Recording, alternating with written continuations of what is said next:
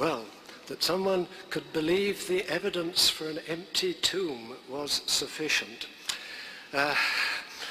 Evidence recorded years after the event by we know not whom, and so on. Oh no, hopeless. Then Kaya Nielsen, having trouble with some of my old acquaintance here, he wants to make out that there's no difference between the little bang and the big bang. The whole difference is that the little bang occurs within the universe. The big bang is of the universe itself. And Taylor, who is saying, another acquaintance going wrong, no difference between what a lion or a fish does and what a human being does. The difference is the difference between human beings and other animals. The fact that we are animals does not justify a direct inference, so we're nothing but animals. We're no special sort of animals. It doesn't justify any inferences to these manifestly false conclusions.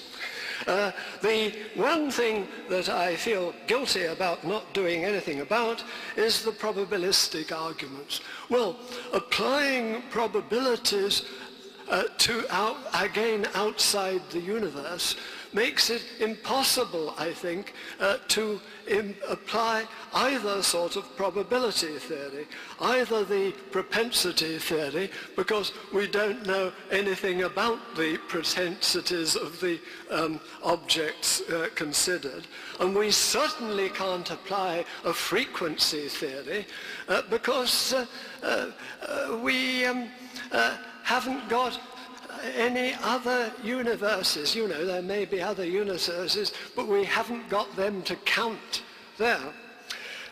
This may not be satisfactory, but it's impossible, I think, to give complete satisfaction on every issue within these limits. So I think the least useless thing I can hope finally to do is to stress once again, I have not from the beginning tried to persuade you of the non-existence of God. I said at the beginning, but think for a moment, supposing you were asked, supposing you'd recently visited, as I have done, the Metropolitan Museum in New York, and you'd seen a statue of the Egyptian god Horus. One of the interesting things about this god was that the Egyptians in its day believed that every successive pharaoh was an incarnation of that god. Now, would you like to provide a proof of the non-existence of that God?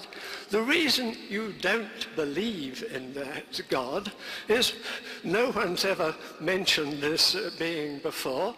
No one can produce any compelling reasons for believing there was this God.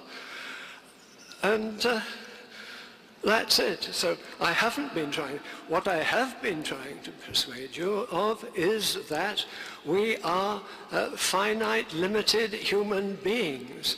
All our knowledge, all our theories are contained within the only universe that, as far as we know, there is, and certainly the one.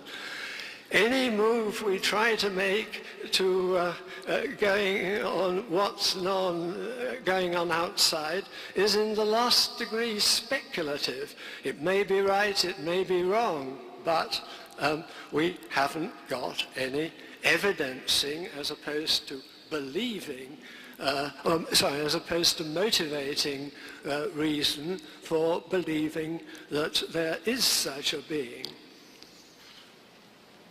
And again, I think I will set a good example for my non-existent successors by finishing a few seconds early.